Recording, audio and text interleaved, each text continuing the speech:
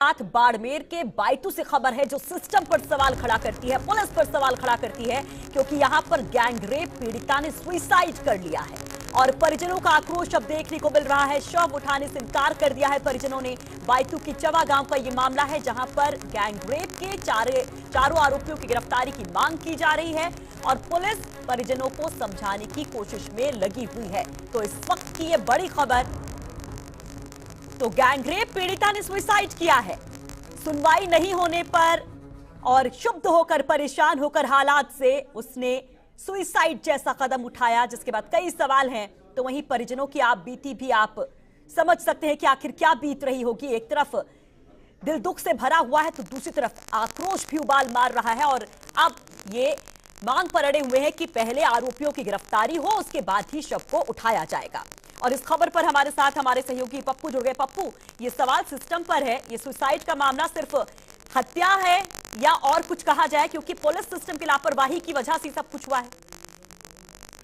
देखिए सुषमा, इस घटना को 24 घंटे होने को आए हैं, लेकिन पुलिस प्रशासन की तरफ से अभी जो नामजद परिजनों ने रिपोर्ट दी थी, उस मामले में अभी तक पुलिस ने कोई कार्रवाई नहीं की गई।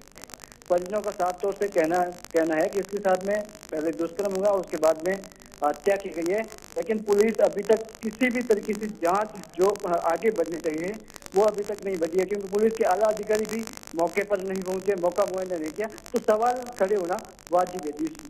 और ये जानना चाहेंगे आपसे पप्पू कि कब का मामला था और क्या कहना है पुलिस के आला अधिकारियों का? देखिए सुषमा, मैं आपको बता दूं कि मामला कल जो थी परसों रात की घटना है। उसके बाद में कल पुलिस दोपहर को ही पुलिस मौके पर पहुंच गई थी और शव को कब्जे में लेकर के बाहर निकाला गया। उसके बाद में बायतू की मोर्चरी में रखवाया गया, लेकिन पुलिस के आला अधिकारी, क्योंकि घटना बड़ी होने के चलते पुलिस के आला अधिकारियों को मौके पर पहुंचना चाहिए था, जांच करनी चाहिए थी। कोई भी पुलिस के आला अधिकारी मौके पर नहीं पहुंचा, तो परिजनों का साफ तौर पर है इस मामले में कहीं न कहीं लिपापोती हो रही है। उन्होंने एक व्यक्ति के नाम से रिपोर्ट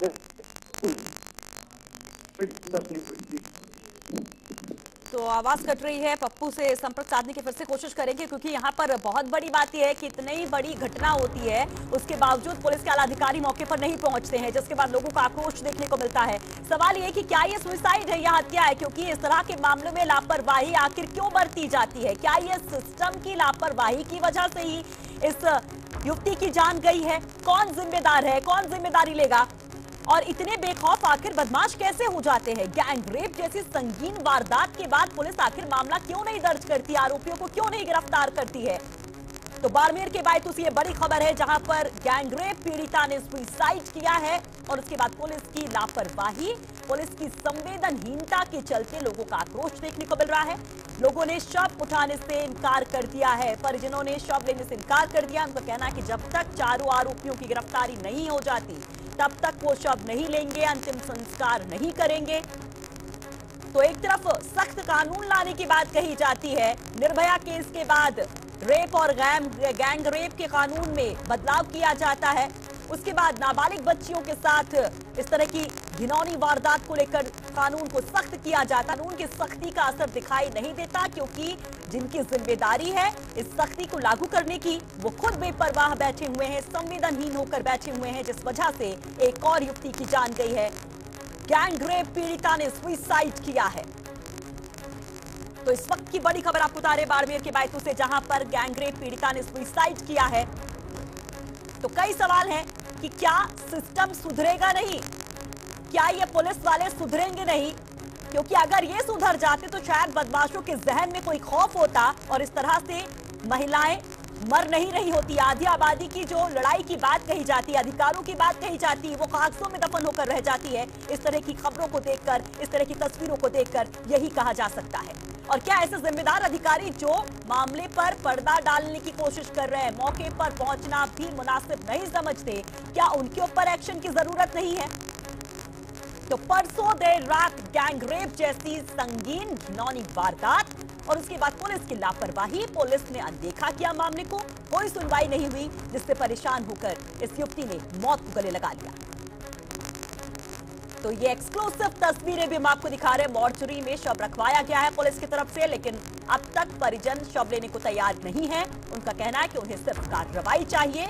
उनकी बेटी के जो हत्यारे हैं वो उन पर एक्शन चाहते हैं, उनकी गिरफ्तारी चाहते हैं और उसके बाद ही अपनी बेटी का अंतिम संस्कार करने को वो तैयार होंगे।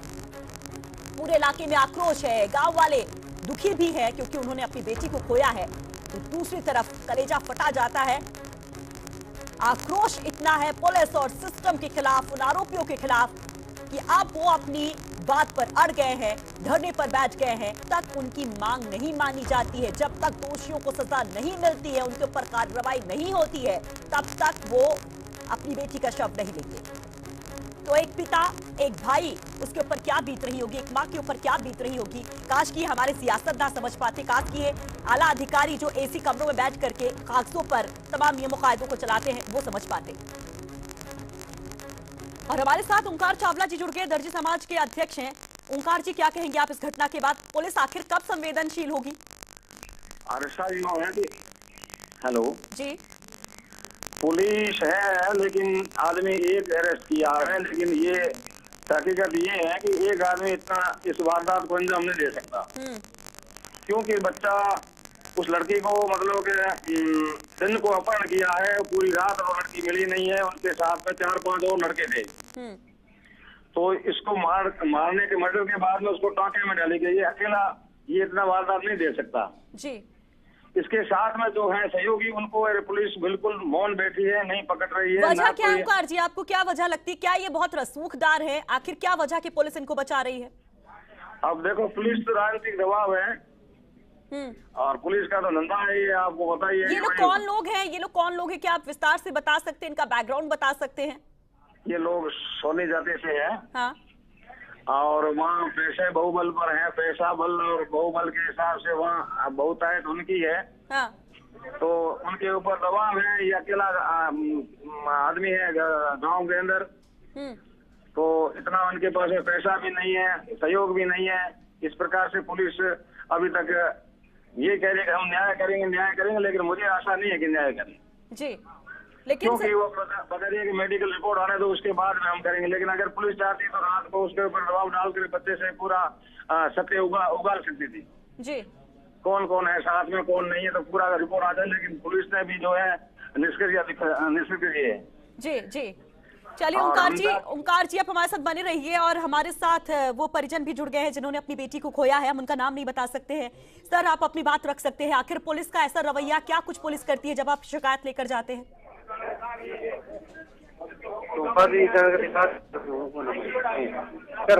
जी, आप अपनी बात रखिए। फर्स्ट इंडिया के जरिए हम आपकी आवाज को बुलंद करने की कोशिश कर रहे हैं सर, आपको इंसाफ दिलाने की। आप कहिए, पुलिस ने क्या कुछ किया था, क्या कहा था?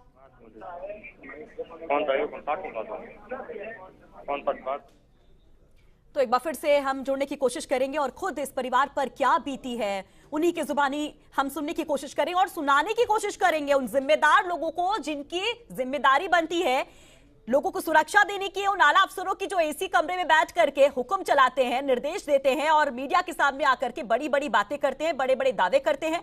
उनसे जवाब लेंगे तो कई सवाल हैं जिनका जवाब तलाशने की कोशिश, क्योंकि ये कोई पहला मामला नहीं है, न केवल इस राज्य की बात है बल्कि पूरे देश में देखा जाए तो किस तरह से सख्त कानून के बावजूद वर्मा कमेटी का जो रिकमेंडेशन था, सिफारिश थी निर्भया केस के बाद, उसपे भी सख्ती से उसको लगाया गया था। तब ये हुआ था कि क्या तस्वीर बदलेगी, क्या आधी आबादी को उसका अधिकार मिलेगा, क्या वो आजाद होकर सांस ले पाएगी, क्या इस तरह के मनचले, इस तरह के बदमाश जो अपनी जमीर को मार देते हैं, इतनी घिनौनी वारदात को अंजाम देते हैं, क्या उन पर नकेल कसी जाएगी? अभी हाल फिलहाल में नाबालिग बच्चियों के साथ रेप को लेकर भी केंद्र सरकार ने एक बड़ा कदम उठाया।